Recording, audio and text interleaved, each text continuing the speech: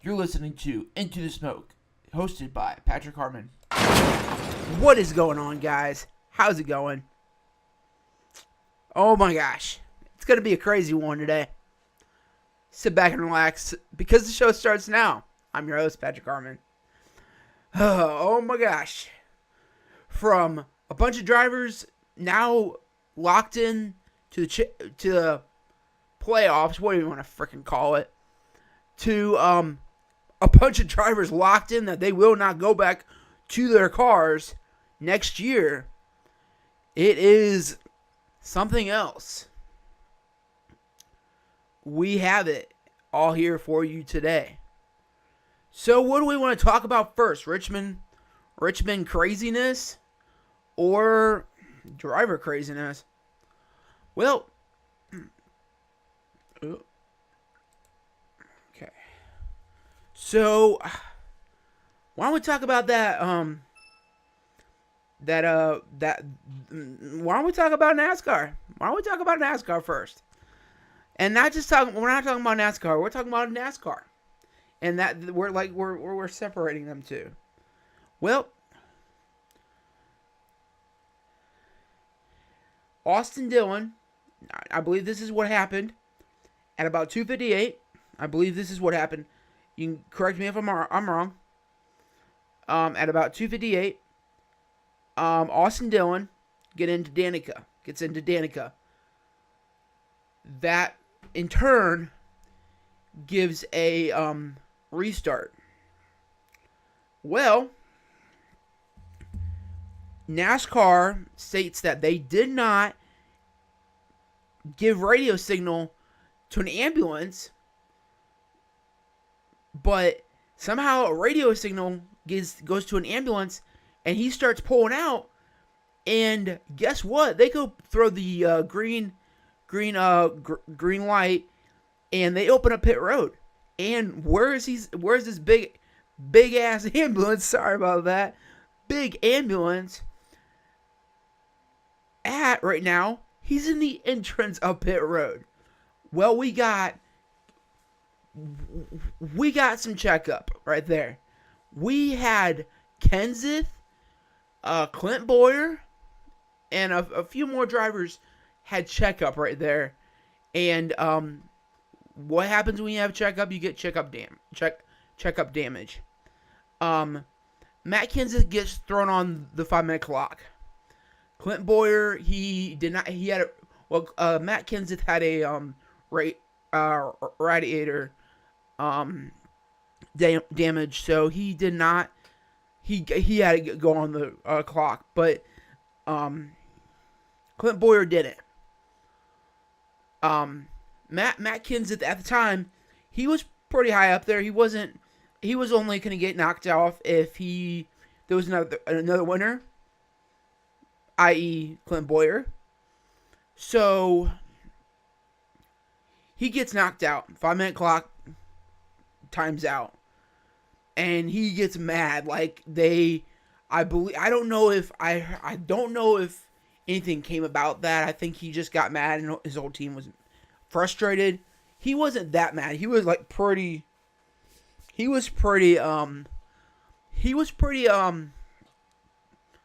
neutral about it. I think he was just trying to keep his team calm down while they're on camera, but I would be frustrated to no end. When NASCAR screws up, I'm not on the bubble, but definitely don't have a win, so it's not helping me.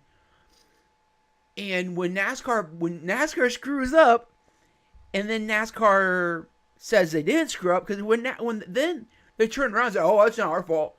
We didn't radio them, so they didn't listen to our radios or whatever." And they went on and just sat there and went on. So, very long story, getting a little bit shorter. Kenseth got locked in. Bowyer did not. He didn't have that much damage. He could have. He had another chance. He could have. He kind of happened. but definitely couldn't have done it.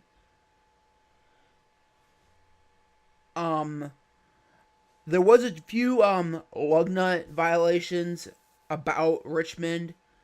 Two at the Monster Energy, and one Xfinity. Sorry, sorry. Kurt Busch and Eric Jones. 41 and the 77. Kurt Busch and the Eric Jones got both just got fined. And then Matt Tiff at the Joe Gibbs Xfinity Series also got fined. So no major things. I do know Denny Hamlin will have his will lose his crew chief still this week at Chicagoland, which I believe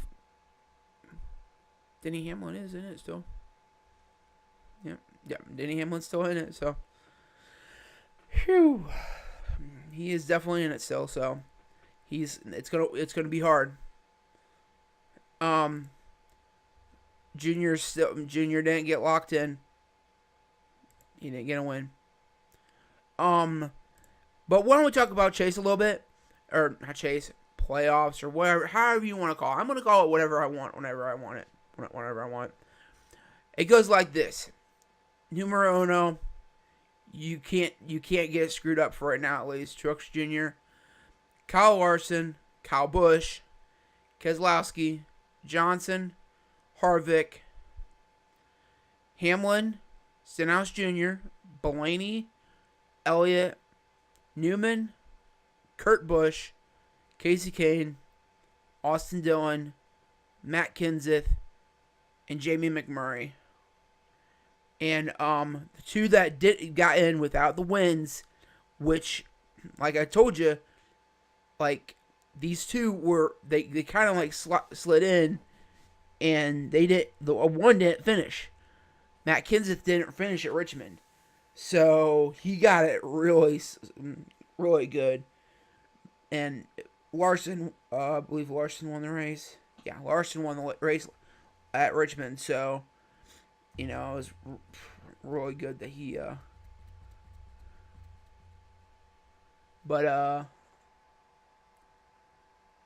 Larson's 20 points behind Truex Jr., which is pretty crazy. But he has a bunch of playoff points too, though. Jamie McMurray is the last out, which it kind of sucks that we don't have any rookies this year. I thought last year we had some rookies. Yeah. We'll talk about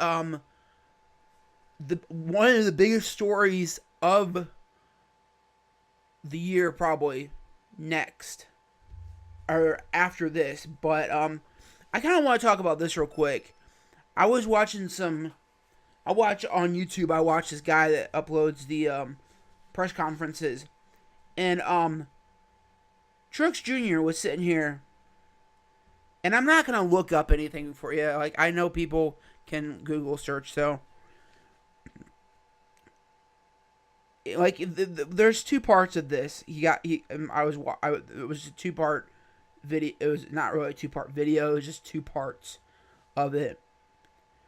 This is regarding the I know I referenced this in my video or my podcast last week about the Denny Hamlin incident, and I'll talk about what he said basically was, and I understand, like, not everything is black and white. Even police officers that are sworn officers that basically get the right to uphold the Constitution or whatever, blah blah blah. Like, there is still black and white. It's not all black and white. There's still grays in there. And that's what he was after. That's what he was talking about. And that's what he's kind of talking about here. He's getting mad because people hear cheating. People hear this and they just hear cheating, and then they run off and be like, "Oh, cheating, cheating!" And I guess Hamlin got booed and all that stuff at Richmond and all that stuff. And this is what he got fined for. Supposedly, they set their cars at a certain spec. May it be the toe, the camber, or in that case, I think it was something to do with suspension wise. They set those at a very going from, let's call it, from green to red. They, like, if you ever look at a green to red scale, like, I don't know what those are called, but, and then you see this, it's a green to red scale, and then the closer you get to red, the yellow turns red a little bit. They set it so close to yellow that if you bang the walls a couple times, which at the track before Richmond, which he got in trouble for, they were banging the walls, yeah, but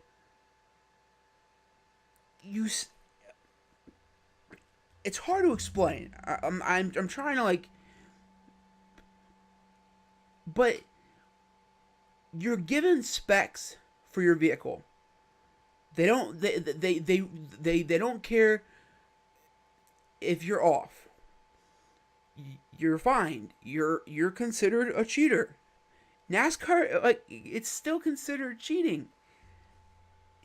And he even used the analogy that, this one driver, didn't he use a big block instead of a small block? Isn't that considered cheating? Does he only have 199? And I don't know how accurate that was. I think it was just using 200, a real, a big number, so he could small it down just a little bit. But if you're given specs and you know those specs are not gonna be correct at the end of the day, wouldn't you still think that is kind of cheating? I don't know.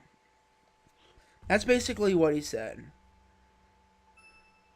He said that Hamlin didn't cheat. But at the end of the day, you should build your car to spec. I think even NASCAR would say build your car to spec. Not build your car to what you want, and then if it doesn't pass, then we'll let you go. We'll let you pass. It doesn't pass? It doesn't pass?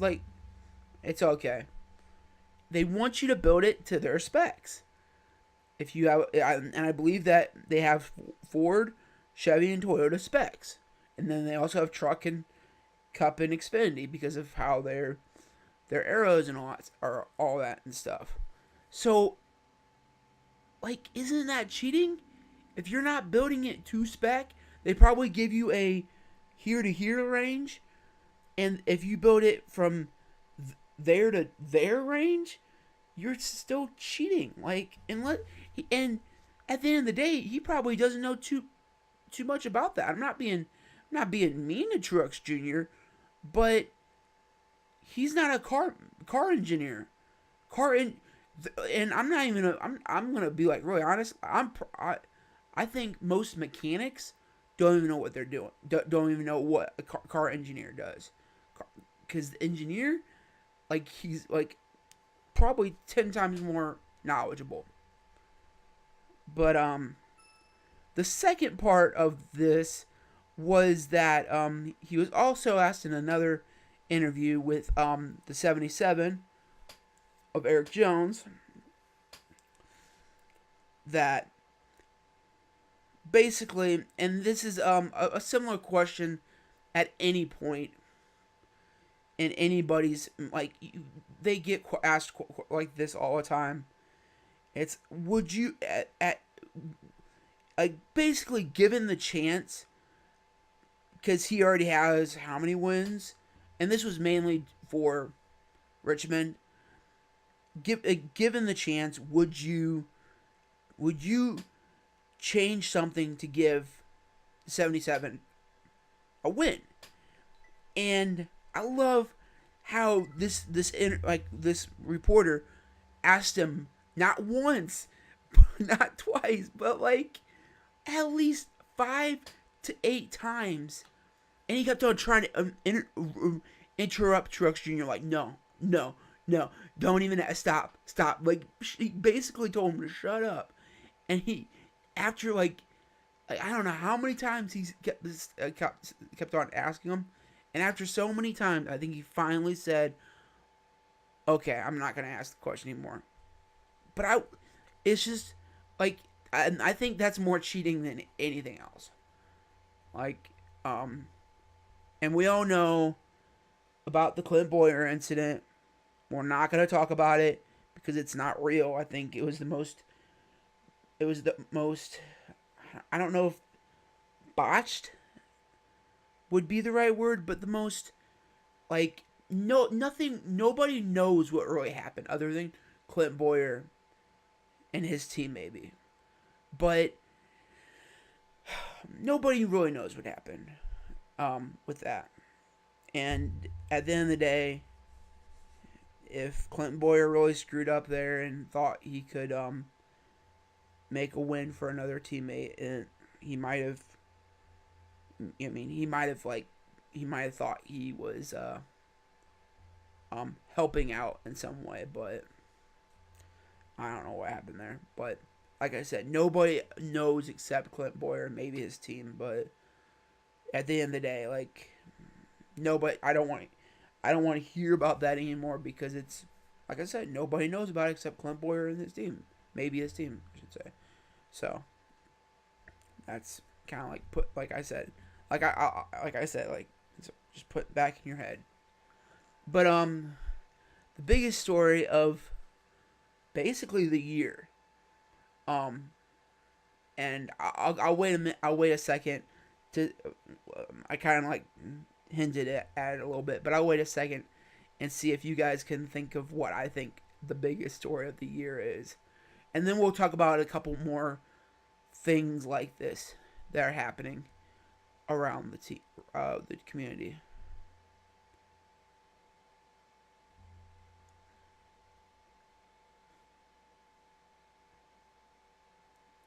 So, Danica Patrick will no longer be at Stewart-Haas Racing next year. Yes. I think that is the biggest story of the year because this has been her only. This has been her only NASCAR team is Stewart-Haas. When Tony saw her, when Tony saw her moving over to NASCAR, she moved over to NASCAR, and I think I don't know. She hasn't officially announced it yet what she's doing, and I say officially because there's a lot of rumors going around. I watched a little short snippet. I think it was on the Fox Fox or whatever they call that, Fox NASCAR News or whatever. But there's definitely some more hard rumors about who is coming to her ride because of the whole new sponsor of Smithfield Foods, and we'll get to that soon if you guys don't already know who I'm thinking about.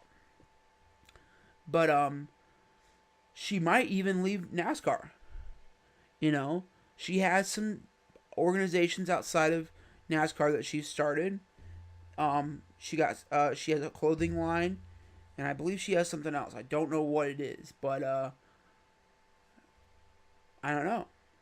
Like, you know, maybe she just like she feels accomplished of what she does have, and it's not going to be like a Junior or a Tony Stewart or any other driver incident.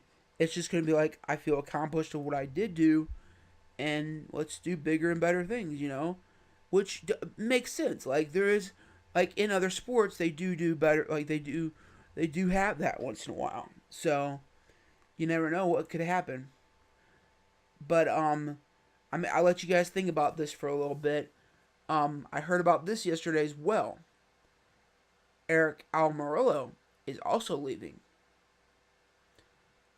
And he might be going to Stewart-Haas because of the whole Smithfield Foods, because his sponsorships, just like the Newman and all, or the Newman or not the Paul Menard and all that stuff.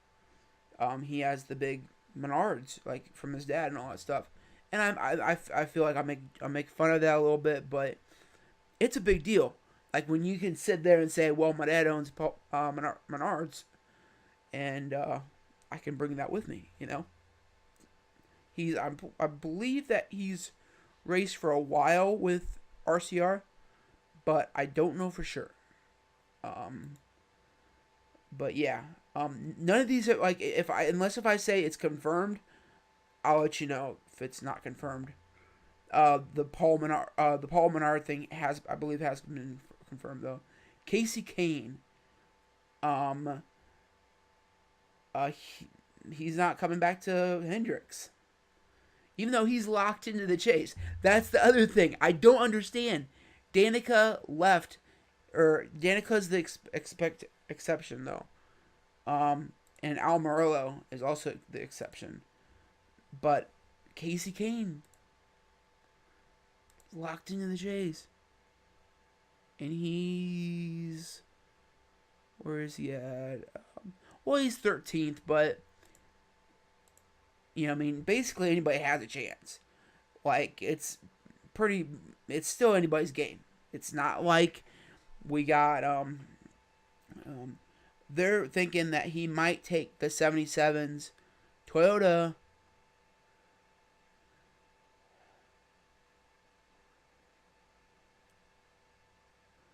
But you never know.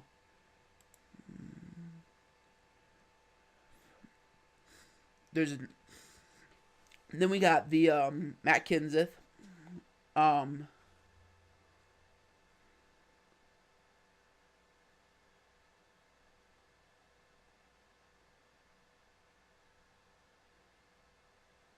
But he could always take the 77 as well.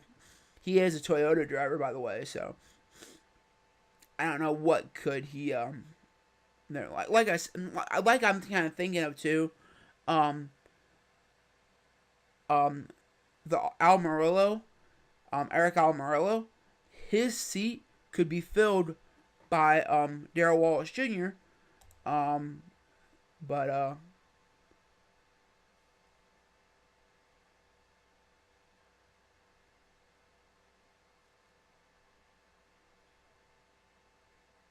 But this one has got me really wondering, because NASCAR pulled this up. It said the Kurt Busch, and as far as I've heard, Kurt Busch was going to race in the 41 of the Stewart-Haas. It says the team tweeted on August 1st that Kurt Busch is expected to pilot a Stewart-Haas racing Ford in 2018, after reports surfaced that his contract would not be renewed. The team has yet to officially announce a contract renewal for Busch, who won the season opening.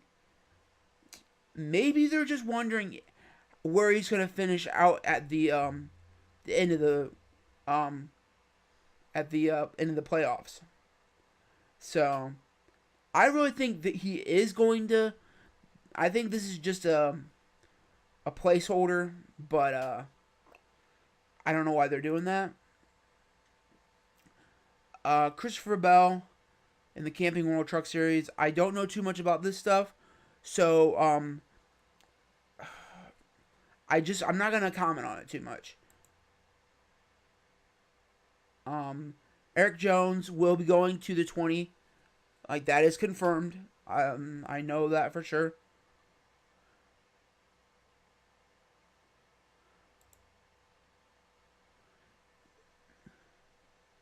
And then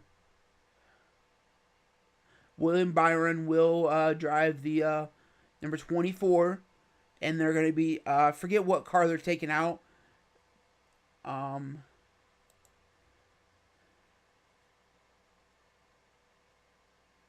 And then Junior will retire next year. Bowman will drive the 88.